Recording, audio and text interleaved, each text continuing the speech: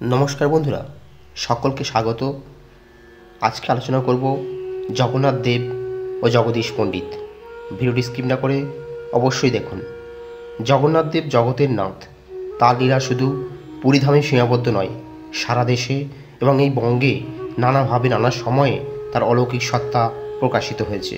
আজকের পর্বে জগন্নাথ ভক্ত জগদীশ পণ্ডিত এবং একটি তার সাথে ঘটা অলৌকিক ঘটনার কথা জানাবো।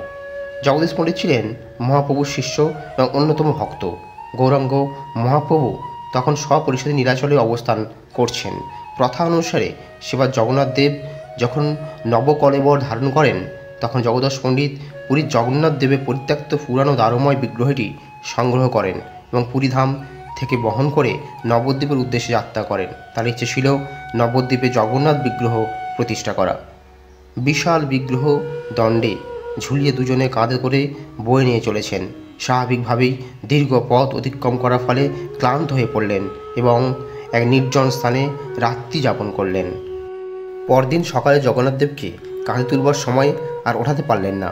কাঠের মূর্তি যেন পাথরের থেকেও বেশি ভারী হয়ে গেছে। পরে জগদীশ পণ্ডিত স্বপ্নাদেশ পেলেন যে প্রভু জগন্নাথ বলেছেন, আমি এখানেই অবস্থান করব। সেই থেকে জগন্নাথ এখানেই আছেন। স্থানটি নদীর চাকদার কাছে। এখানেই তার মন্দির নির্মাণ হয়।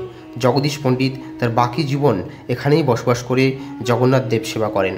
পরবর্তীতে স্বয়ং শ্রী চৈতন্যদেব ও শ্রী নিত্যানন্দ প্রভু এখানে পদার্পণ করেছিলেন এবং জগন্নাথ দর্শন করেছিলেন।